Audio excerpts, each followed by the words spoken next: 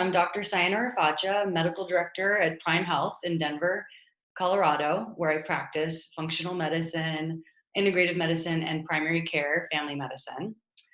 We're all here for this webinar because given this unique situation that we're all in with the coronavirus pandemic, we're all also given an opportunity to kind of step back and evaluate how we're living and pause and think about, what are the things that I want to change in my life in order to come out of this a more evolved and better person. So that's the premise of what I'm talking about today. Of course, I'm also going to give a little background on the coronavirus, as well as what it means for us from a health perspective and how we can prevent getting infection and even treat it in a more natural, functional way if you were to contract this virus. So while this is a massive topic and this could take obviously hours, I'm going to try to keep it short and sweet and just talk about the most pertinent and effective information. And then if you guys have questions, please feel free to write in the Q&A button at the bottom center. You should be able to ask questions there, and I'll definitely get to all of them at the end. So first of all, just to frame kind of where we're at with the coronavirus, there have been about 1.5 million cases worldwide at this point, 470,000 of which are in the United States. So although, we seemingly have, some of the best medical care in the world in terms of technology, we have been really bad at confining the virus. And I think we all know that from the beginning, we really weren't taking measures like social distancing and testing and even tracking. We weren't really taking those things seriously the way that a lot of other countries like South Korea did, and they're doing much better at this point than we are. But, that being said, given that we have such an amazing medical system at our disposal, the death rate has not been that high, compared to other countries. So our country is about 3% in terms of death. However, tons of people are not being tested that have the virus. We know that about 80% of people are not going to show symptoms. And if they do have symptoms, they're going to be very mild. So it's very likely that the death rate in our country is actually more like 1% when it comes down to it. It is estimated that about 40% of the world population will probably get the virus. But given that, 80% are going to only have mild or no symptoms at all, we actually have a huge opportunity here to improve the terrain of our immune system, the terrain of our body and how we function in order to be one of that 80%. And let's make it a goal as a collective to make that more like 90 or 95%. Asymptomatic, it just passes right through you like nothing ever happened. So when we talk about, trying to get to that point, we need to talk about who are the people that are most at risk. And we know that most of the people that are dying from illnesses like coronavirus are people who have concurrent chronic illnesses like diabetes, obesity, chronic respiratory illnesses, hypertension, and cardiac disease. However, we know also that in the United States, about 60% of us have a chronic disease and are taking at least 2 medications on a regular basis. So this might be why, so many of us are at risk. About 90 million Americans has prediabetes or diabetes, each of which, increase your risk of issues with contracting coronavirus, and both of which is so great, are actually lifestyle and diet induced usually. So we actually have a ton of authority, and empowerment to be able to change what kind of immune system we bring to the table when we have an encounter with the coronavirus, for instance. Even children in our country, the majority of children are also suffering from a chronic illness. And this is, something new, likely environmental, a whole nother topic in and of itself. But the fact that kids are suffering from chronic illnesses too, much of which are likely lifestyle induced, we can take the information that I'll talk about today and really, push that forward to the future generations so that, when these types of pandemics happen time after time, which is predicted to be the case, we will be better equipped, our children will be better equipped, and the whole world, hopefully we can all have a more symbiotic relationship with our planet. So, first of all, I just want to talk briefly about what a virus is. It's a non living entity. It has to hijack your body in order to replicate, and it cannot produce its own energy. So, it's basically going to find a way inside of your cells. And the way that we know the coronavirus does that is by binding certain receptors. Many of us have heard of the ACE2 receptor if you're a nerd and trying to learn a lot about the biology involved with how this infection happens. The ACE2 receptor is a big one. There's a couple other areas on our cells that the virus can bind to and then gain entry.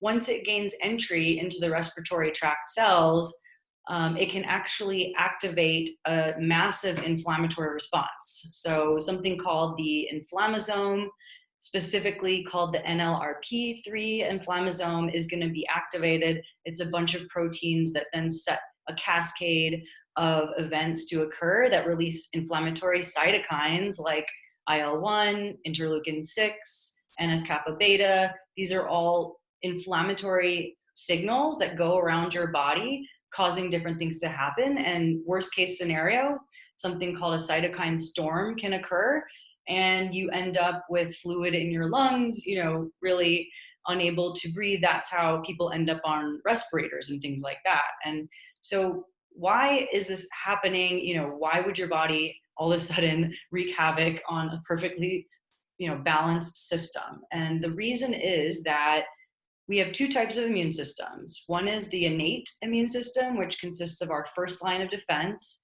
natural killer cells, macrophages. They try to destroy the virus, gobble it up, and get rid of it.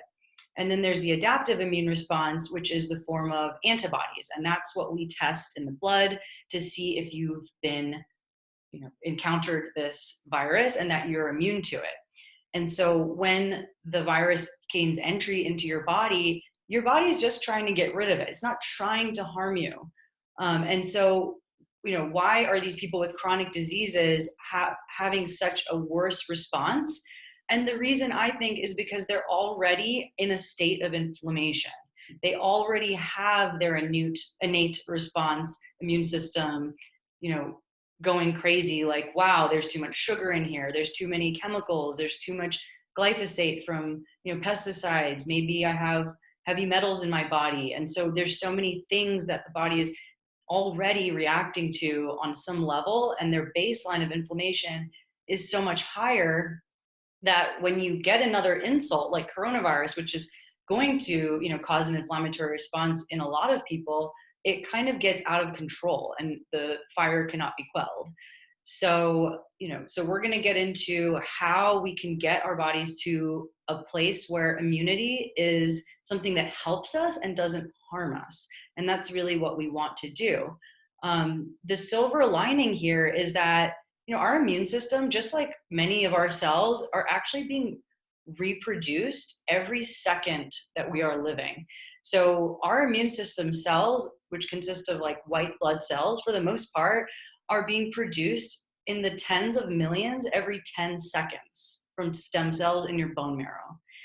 So that gives us a lot of liberty to change what we're doing on a literally like second by second basis and give our body the inputs from an environmental standpoint to actually make positive immune cells, cells that are going to improve the overall system, as opposed to giving our body inputs that are going to cause this massive inflammatory response, potentially leading to, serious illness. So what I'm talking about here is largely known as functional medicine. Instead of using medications as a last resort way down the line where we're already suffering from a lot of chronic diseases and we just use a medicine to cover up a symptom or to cover up a disease that we may have at the time. Functional medicine is really about preparing the terrain of the body, really trying to give the body all the necessary inputs that are most effective at making the organism function optimally and also be resilient to things like viruses, and any other, toxins that we come in contact with, which is many at this day and age. So that's kind of the functional medicine approach in a nutshell, is making sure that we have the correct environmental inputs. And one of them is absolutely nutrition. And we know that nutrition plays a role in all of these chronic diseases that we know are putting us at higher risk of succumbing to the COVID-19 situation. Food is medicine. I love Michael Pollan's quote: "Eat real food, mostly plants, and not too much." So what does that actually mean? Real food, that means not something that came out of a package that has to list ingredients or nutrition facts. Real foods are the things that come from our earth or come from our oceans. And they're most likely the things that our ancestors were eating, maybe even our great grandparents, not even that far back. People were eating more real food than we are today. And unfortunately, with this pandemic, people have been raiding the grocery stores and unfortunately packing their pantries with a lot of processed foods and non-perishable items. And while that's great, it's great to be prepared, we should really keep it there, for those days when maybe the markets are not open anymore. We should still be really dedicating most of our food intake to fresh produce, lots of vegetables, lots of fresh, meats. Those things can be frozen. A lot of vegetables can be frozen. Even, going down the Whole Foods aisle, the frozen aisle, you can get tons of things like berries, organic spinach and greens and mushrooms, and just store them in your freezer and just do a big, run every couple weeks if that's, best for your lifestyle. There's also a lot of delivery options available. Thrive Market is one that I absolutely love for healthy foods. Corner Post Meats is a local, just a couple hours outside of Denver, farm that has regenerative farming practices, and they have incredibly well-sourced, taken care of organic meats that you can get. Even Costco has been doing a lot of delivery services for organic produce. And I do keep mentioning the word organic because I do want to stress and emphasize the fact that pesticides do wreak havoc on our immune system. Things like glyphosate that we know of, that's been outlawed, in places like Europe for like a decade, and we still use it in our food. Things like that completely destroy our gut flora. They poke holes in your gut lining, causing things like leaky gut. And our gut is where the majority of our immune cells are stored, in the gut lining, as the gut-associated lymphoid tissue. So if we are not taking care of our gut, then we're not taking care of our immune system. And then another massive point to make is sugar intake. And that's something that we can definitely work on, in this quarantine state.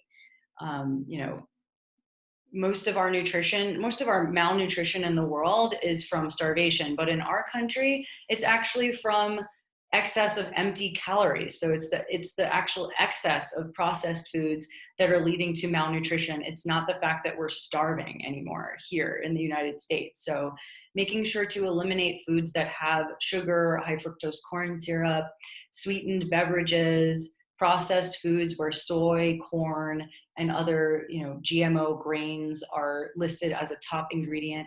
These are all things that we really want to be avoiding. They cause inflammation, they elevate our blood sugar, and put us more at risk at succumbing to this COVID-19 illness. Additionally, I talked about the gut bacteria. I think really making a point to harness good gut flora in your microbiome is extremely important. We have about 6 pounds of bacteria in our guts, and we're outnumbered 10-1 bacterial DNA to human DNA. So if we think about that for a moment, the DNA inside of our own cells is actually not as important as we thought it once was. And actually the DNA that's in the bacteria that's living in our gut is actually dictating more as to what our phenotype or our expression of our genes ends up as, rather than our actual DNA. And that's through epigenetic changes. And something else that's interesting is we have a ton of viral DNA in our system too. And so it's really fascinating, and we just really want to make sure that we have all the right inputs, going into our system so that we can make sure that even if we do have, let's say, like a cancer gene or an autoimmune disease gene or some susceptibility to something, that's in our genome, if we have good bacteria, and food is also DNA, all these other types of inputs going into our system, then we can make sure that those harmful genes are actually never expressed in our lifetime. And that's definitely possible given that our genes are only about 20% of the picture.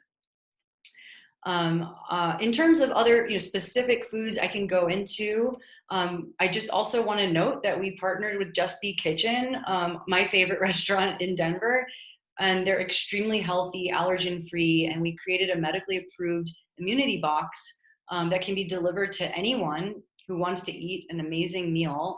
I think it has like 6 different meals so that you can freeze them or share them with your family. And they're also planning on donating 500 boxes to first responders and healthcare workers during this pandemic. And since they launched a week ago, they've already donated 100 boxes, which is really amazing. So some of the foods that I'm mentioning here are in the meals that are in that box. One, beets. I absolutely love them. They taste great. They can even come in like powders and juices if you don't actually like the vegetable themselves. But one amazing thing about beets is that they actually increase your production of nitric oxide.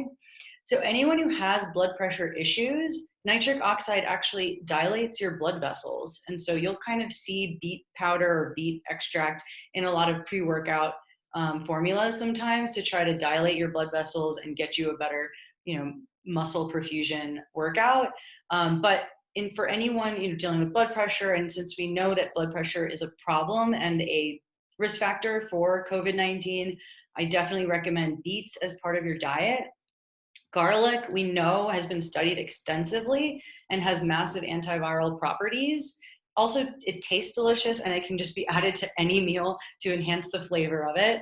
But if you find you're getting sick, one really great tool that you can use is literally just to eat a couple cloves of garlic. And when the virus is trying to make its way into your respiratory tract, it's going to stick to your nasopharynx in the back of your nose and the back of your throat for usually a couple days before it makes it into your respiratory tract. But if you're eating those cloves of garlic, it's so strong that many times it can actually stop you from getting sick. And Dr. Weil, the father of integrative medicine, says that he does that. My father has been doing that since my entire life, and he barely ever gets sick. And when he does, it lasts like 2 days. So I do believe in this, not only from a scientific, but also anecdotal standpoint, as well as ginger, tons of antiviral properties. It can be cooked directly into your meals. I love the carrot ginger soup at Just Be Kitchen, and it's also easy to make on your own if you want to experiment with that. If you have a blender, you can also just drink hot ginger tea throughout the day, and that's going to boost your immune system, make you a better terrain to fight anything that comes in.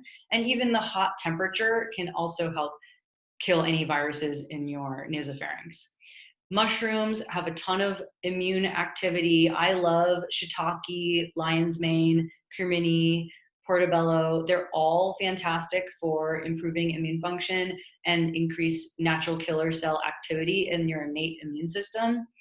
Of course, probiotic and prebiotic foods, because these feed your gut flora and make sure that you have the right DNA in there, the right bacteria that are going to help promote health as opposed to impede your health. Probiotic foods, examples of them are fermented foods. So basically miso is one. If you're going to be eating miso, it is from soy, so you want to make sure it's organic more than anything else. Kimchi, of course, I love pickles. I love olives, sauerkraut. I think they enhance every meal and can make the flavor profile so much better. And then in addition, you can do prebiotic foods, which are basically high fiber foods. So fibrous green leafy vegetables, garlic, onions, Jerusalem artichoke is a great one, even plantains. In addition, I love adding high quality protein to all meals. I think it's massively important for your immune system. And the quality of the meat and fish that you eat is also massively important. So the grass-fed, organic, variety of beef and pork and other, animals that you happen to be eating is going to be way more nutrient dense, lots of vitamin E, A, C in those animals because they're eating actual grass as opposed to grains, which is what comes from the concentration type farming operations that are readily available. The omega-3 content is also very high in grass-fed organic meats, actually as high as a wild-caught salmon, which is also a great thing to be eating. But we really need to be thinking about the ratio of omega-3s and omega-6s. Those are the types of fats that are present in the foods that we eat, such as wild-caught salmon, really high in omega-3s, as well as walnuts for any vegans out there, or chia seeds. But that ratio of omega-3s and omega-6 is something that's really off balance in our country. The 6-to-3 ratio is an average of around 20 in our country, but ideal is more like something in the range of 5, or under even. So we need to work hard to get there. I've certainly had patients, who have an impeccable diet, get their omega-3 to 6 ratio checked, and it is actually ideal. So it is possible in this country. I definitely know that. Foods that have zinc in them are going to be really helpful for the immune system, like oysters, mussels, clams, a lot of shellfish, as well as nuts, seeds, beans, legumes. As much as 50% of Americans are not eating foods that have enough zinc and vitamin A, and those are extremely important and really critical for our immune function. So vitamin A is also something that we should try to be eating in the form of food by eating dark green leafy vegetables, and also any type of orange vegetable that's out there, or fruit even. So sweet potatoes, carrots, pumpkin and squash, mangoes and papayas, and liver and eggs as well.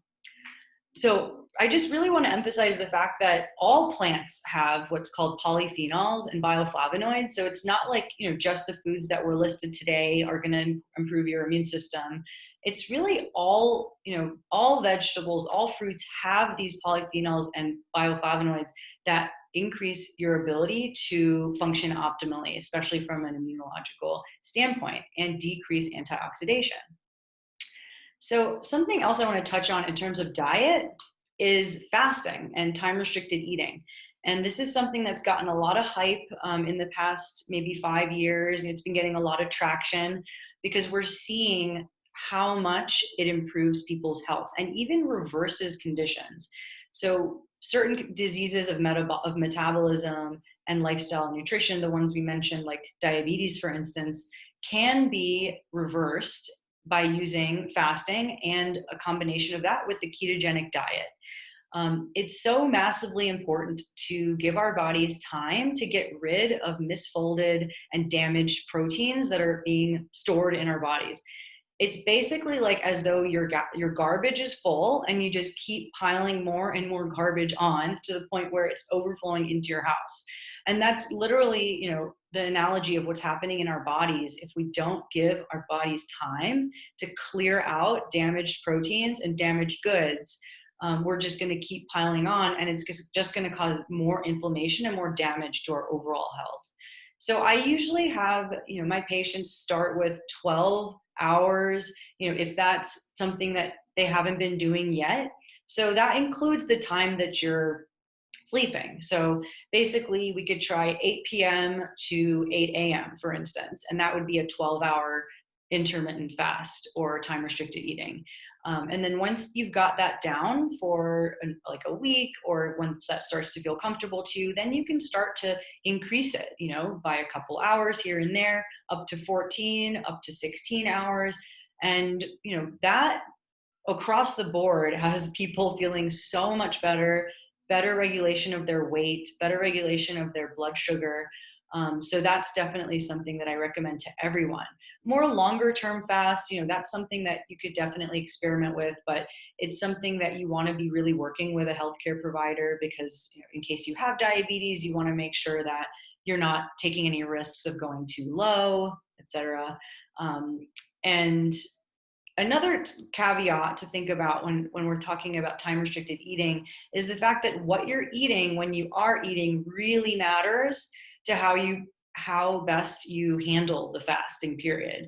So basically, if you're eating a lot of refined carbs and sugars, your body's going to be so acclimated to requiring carbohydrates and sugar on demand that it's not going to feel good, when you're not giving it those inputs of carbs and sugar. Once you remove excessive amounts of carbohydrates, sugars, and processed foods from your diet, really going toward what's called like a low carb or a ketogenic diet, you're going to find it much easier to handle going for longer periods of time without food. And that has massive improvements on your health and your immune system. Of course, if you are fasting for up to like 16 hours, please make sure you're drinking a lot of water, teas. If you drink coffee, that's totally fine. Take electrolytes like sodium and magnesium. I like electrolytes in the form of powders like Noon and Ultima are great. You can also use sea salt, and those also function just as fine. So I want to go into kind of the mental health piece of all of this for a moment as well. And I think we all know that this quarantine is really changing the way we live our everyday lives. We're supposed to distance, but we don't want to isolate ourselves. We want to be able to still socialize often with the people that we love, our friends and family. And I just hope that everyone is making that a priority right now. And then also, given that we have this kind of collective anxiety that's going on right now, it's really important for all of us as individuals to really pause and be still and try to do the things that we know are going to help us evolve in a positive way, mentally and spiritually, coming out of this in a positive way as much as possible. We know that stress suppresses the immune system. There's tons of studies on that, research showing that stress decreases our natural killer cell activity, which is what we need to fight viruses.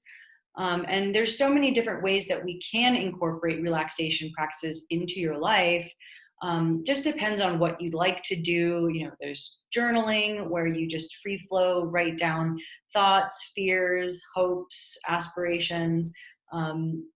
There's gratitude practices as well, where you can journal about what you're grateful for. You can meditate about things that you're grateful for. We know the power of gratitude and what that does to us on a physiological level. It's so important to always remember that there's always something to be grateful for. And having that gratitude practice improves immune function. It also decreases stress hormones.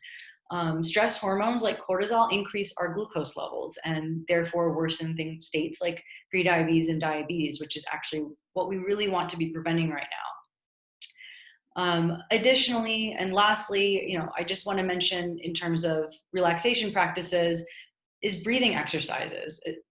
Breathing exercises are extremely effective at decreasing stress hormones like cortisol and increasing activity of your parasympathetic nervous system, the rest, digest, relax, and heal mode of our body, the opposite of the fight or flight mode. Also, deep breathing exercises expand your lungs, and this is something that we do need to get regularly aware of, that a lot of us tend to shallow breathe and do this kind of chest breathing, especially when we're anxious. But it's really important to try to expand your lungs really toward the back. Doing breathing exercises can help you do that, and it will also prevent you from getting more severe reactions to respiratory tract illnesses, most likely. So things like 4-7-8 breathing, that's something that I talk about a lot with my patients. You inhale for a count of 4, hold it for a count of 7, and then exhale long for a count of 8 at least. And you can do that maybe 5 times. If you start to get lightheaded, you can, call it a break. But that's a really good one. Another one is alternate nostril breathing, where you cover one nostril Inhale, exhale, cover the other nostril, inhale, exhale. These types of things can slow down your breathing, and using your breath to slow it down actively decreases your stress response. So these are things that you can kind of use to trick your body into a more relaxed state, even if it's hard to do it from a mental standpoint, because I know that that can be very hard. So now I want to go into supplements, and this is an area that has been getting a lot of attention. I certainly know because I've been trying to send recommendations to patients of mine, and a lot of things are sold out, and it's hard to get a lot of the really immune boosting supplements on the market right now. But I do want to talk about the ones that you can look for, and they are coming out of back order slowly but surely. And I also want to note, before I go into the specifics, that there's always a balance, when it comes to supplementation. More is not better, So when it comes to vitamin A, for instance, like I mentioned, maybe 50% of Americans are not getting an adequate amount of vitamin A in their system. So, okay, great. So let's make sure you're eating those foods, as a number one priority. Supplementation does not mean that you don't have to eat healthy anymore. It doesn't replace that, but it can definitely enhance, so that's what we're trying to do here. And vitamin A, for instance, that's one that there really is a place on the curve that's optimal. And as you supplement more, it can be harmful. It's actually teratogenic, so it can cause birth defects if you're pregnant. So you don't want to be taking massive doses of vitamin A for a very long time, especially if you're pregnant. A good amount as a daily dose, around 1,500 international units a day. And then, so I mentioned also there's a bunch of, so a lot of factors that cause what's called the inflammasome, the inflammatory response, to go haywire and cause your body to get into this state of severe respiratory illness.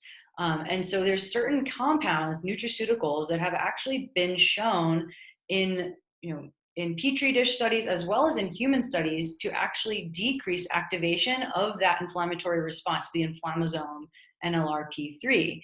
A lot of them are the same compounds that are also activating another pathway involved in anti-aging called the NRF2 pathway. It's involved in antioxidation and detox. So they are quercetin, curcumin, EGCG, which is an extract of green tea, resveratrol, and also melatonin.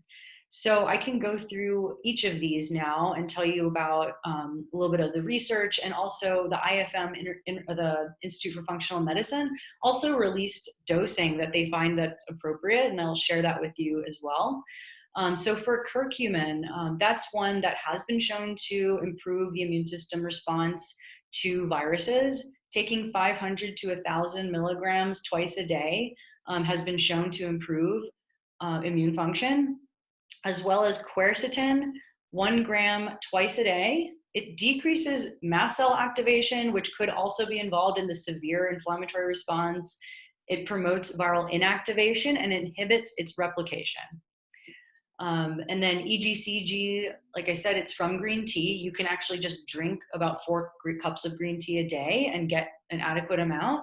Or if you can't handle that much caffeine like me, you can take EGCG, 225 milligrams or so a day would be adequate. Resveratrol has been getting a lot of attention lately because of its anti-aging effect, studied by David Sinclair, and about 100 to 150 milligrams a day is also shown to be effective for antiviral properties. And then melatonin, it's really interesting. There's been a lot of information coming out about melatonin and its antiviral properties now.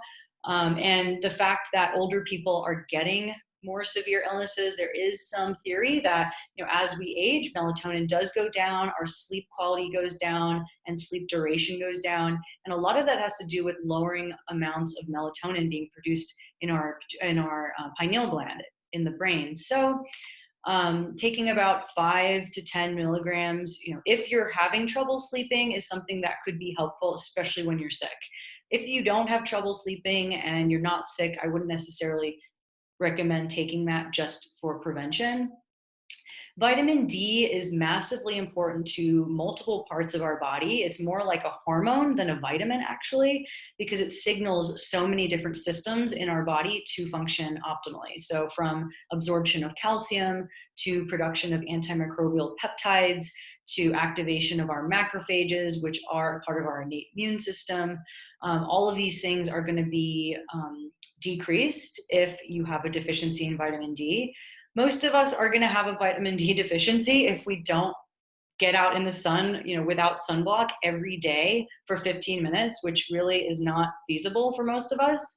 So I recommend most of my patients and I myself take 5,000 international units daily.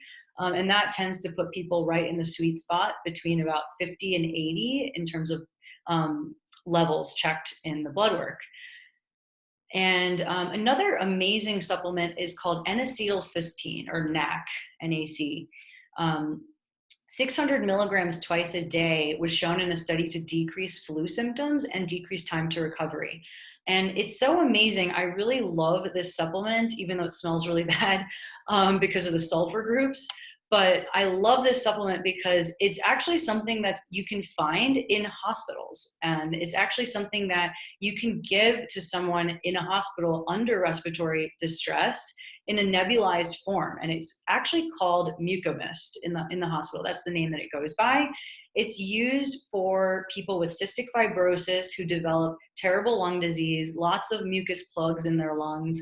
So N-acetylcysteine is a mucolytic, and it tries to break up those mucus plugs. In the cystic fibrosis case, it's also a massive detoxifier. So it's going to enhance your production of glutathione. And people use it also in a hospital setting for toxicity from Tylenol overdose. So it's something that's readily available. With a little research, I found out there's actually a study going on by Dr. Stephen Quay, Quay, in Seattle. He's giving away a protocol for free on his website, drquay.com, basically how to treat people with nebulized heparin and N-acetylcysteine in acute respiratory distress syndrome. And they're already seeing so much benefit from it that they want to get this information out there. So instead of only using medications, let's start using things that are a little bit more natural, and we have them right at our fingertips. Other things that are showing to be really effective against coronavirus, actually vitamin C and IV vitamin C. And there are some studies going on in Italy and China with IV vitamin C showing effectiveness in helping people clear the virus a bit faster. If you don't have access to IV vitamin C at your disposal, like most of us, then you can just use a liposomal form. That basically means that the compound vitamin C is absorbed, or it's encased in a lipophilic capsule, and that can actually make entry into your blood system under your tongue. So you just hold it under your tongue for about 30 seconds, and it should absorb into your system. There's also lysine, L-lysine, which is an amino acid. It has antiviral activity and has been demonstrated to help with a lot of people with herpes outbreaks. So it's likely that these could also be effective in other viruses like coronavirus, for instance. Beta-glucans, it's a type of a polysaccharide found in the cell wall of various plants and yeasts. And it's also shown to have antiviral activity.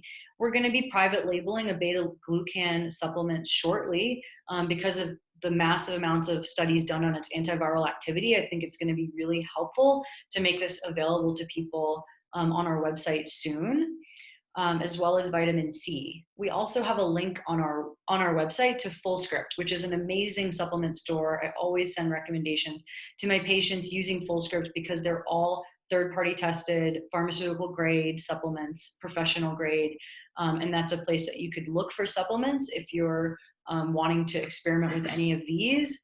But like I said, things like vitamin C and zinc are probably going to be a little bit on a back order.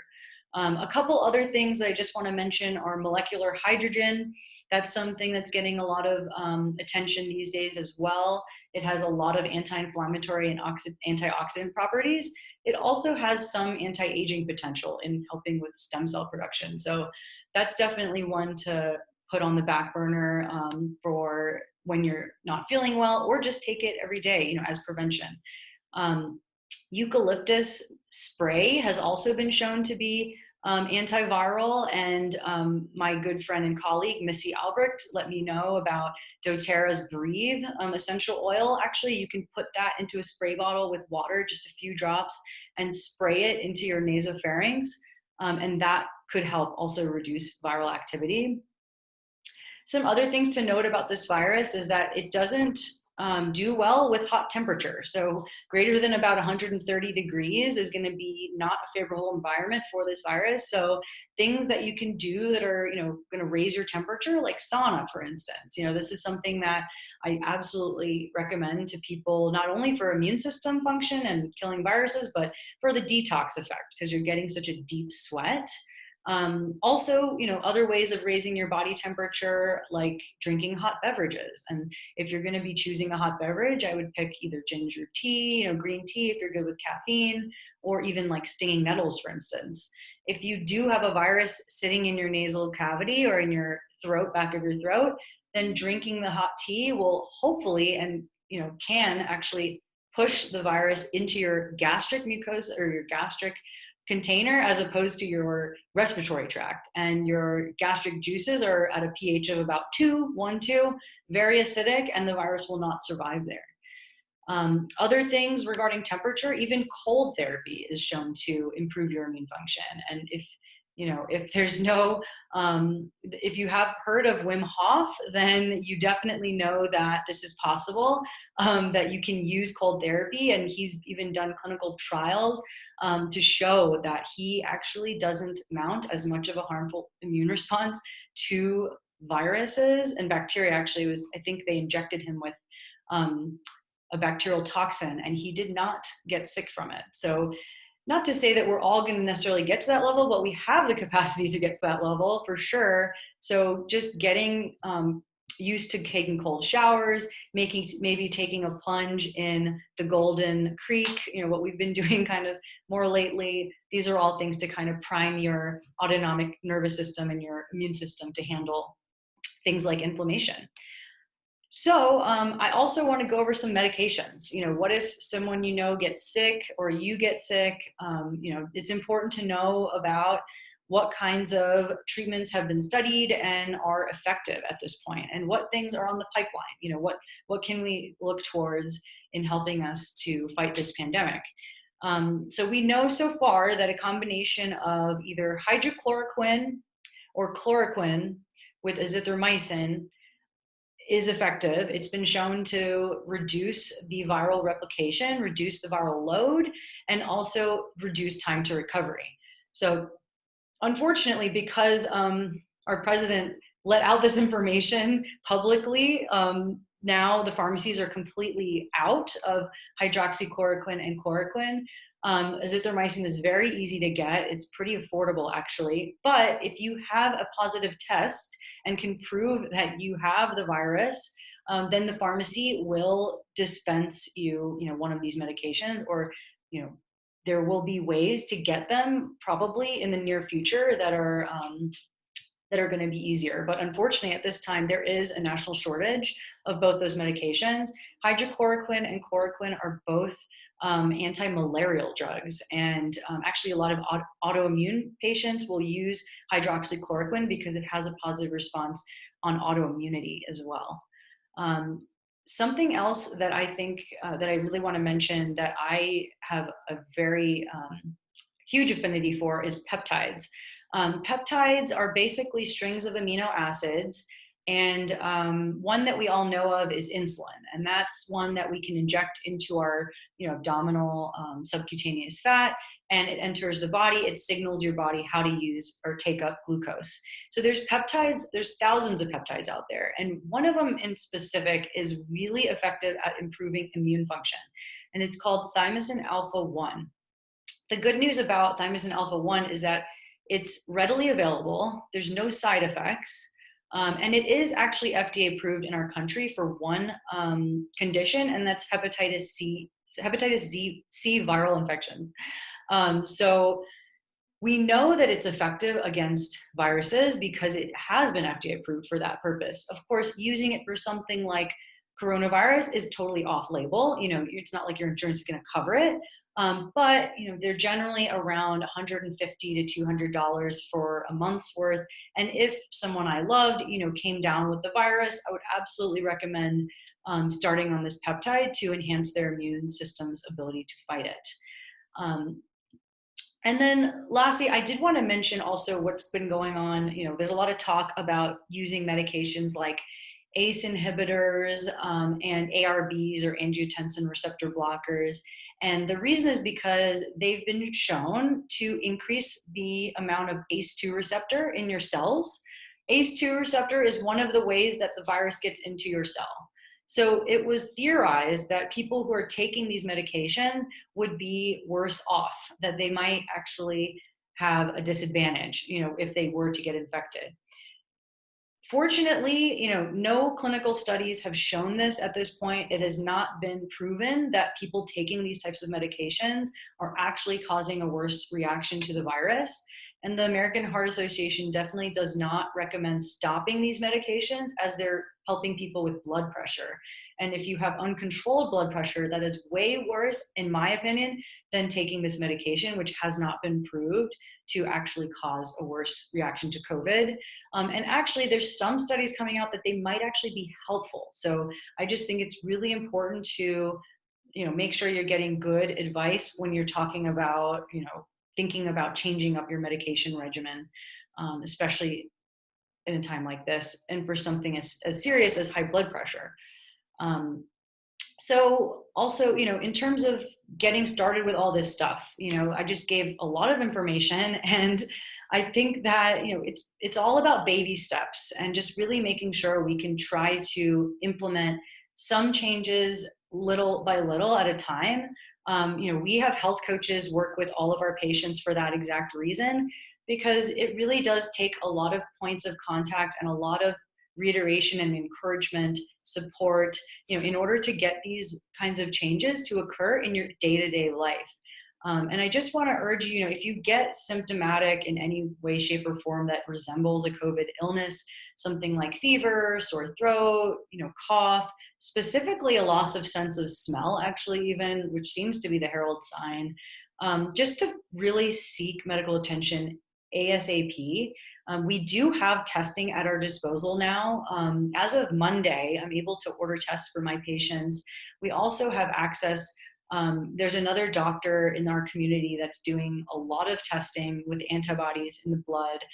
So if anyone needs a test, or if anyone knows someone that needs a test, please reach out to us. We can direct you in the right direction to get that done, because the more we test, the more we know, and the more we can prevent this from spreading on and on. And that's really where we've failed so much as a country.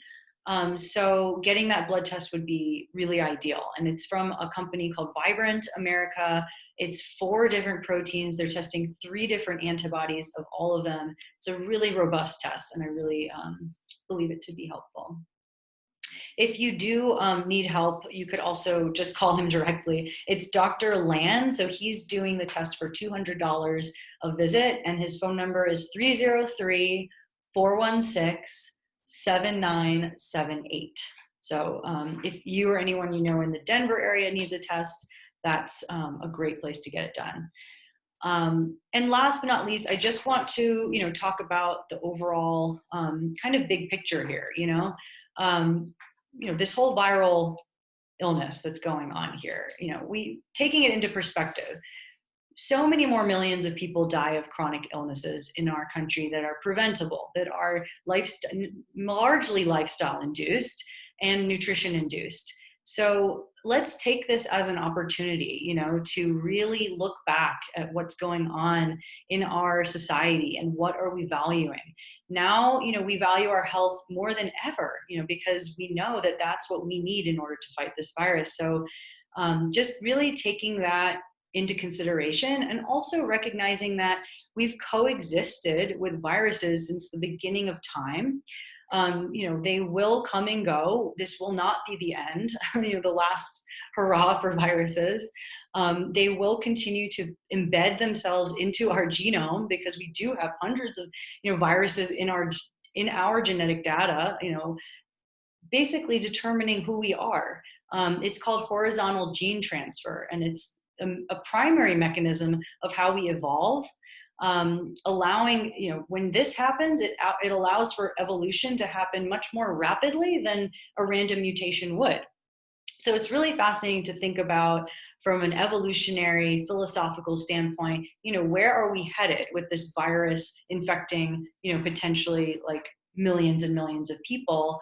The people who survive this virus and get that DNA embedded into us and actually come out on the other side of this, are we going to, take this world to the next place where we need to go, which will hopefully be much more beautiful and much more, healthy overall. So just take this time to really think about, how you want to come out of this quarantine. Let's make this an incubation period for co-evolution, where we can come out of this cocoon as evolved butterflies filled with radiance, resilience, more health. And I also just want to leave you with a little bit about our practice. We're going to be releasing some more webinars and courses soon on immune health and digestion, thyroid health. Those are some of the things that we're expertise on. And so please stay tuned about that. Please sign up for our newsletter, which is on our website, www.primehealthdenver.com. If you're interested in one-on-one work with myself or our amazing PA, Crystal, or for one-on-one health coaching or a combination of those things, just sign up for a free consultation, a 30-minute Zoom call, and we can learn about how we can best support you. And I think that's everything. So I did want to just thank you all for being here, and I'm going to take a look at the Q&A and see if there's anything that came up. I don't see anything. Oh, should we take the recommended meds even if we have a mild case? That's a really good question.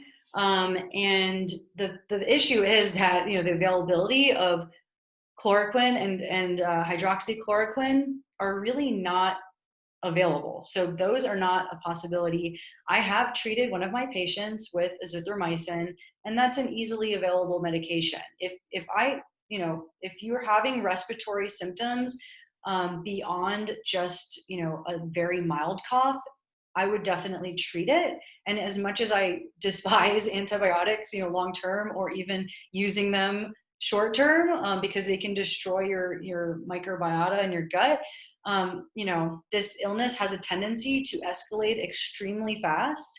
So I would recommend treating it if it was getting to a point where it seemed like there's a tipping point. And I think talking to a medical professional is ideal. There's a lot of telemedicine going on right now. We're completely telemedicine now. So I think getting advice is number one priority. And then if they think you could use a course of antibiotics or just at least have one in case things are escalating, then, that's probably a good idea. And someone also Allison asked if we'd be sending out our notes and recommendations. Yes, we can definitely do that, but we'll need, under webinar notes. Okay. Oh, it'll be coming out on our newsletter next week. So you have to sign up for our newsletter, basically. I think that's the only way that we have access to your contact information. And then Allison asked, I've heard that there are studies that show the virus attacks iron markers in the blood, and that's why antimalarial drugs work, because it helps put iron into the blood. Have you read? The iron, I'm not 100% sure on that, but in general, yes, microbes do feed off of excessive iron. So I always check a ferritin level, which is iron storage, in my patient's blood work, because really high iron storage levels can cause inflammation. And yes, they can also, worsen infections, even like Lyme disease and other bacterial infections can worsen from that. And then what was the doctor info for the testing? I can actually, can you type it in? We can actually, oh, okay, I can type that in here. so that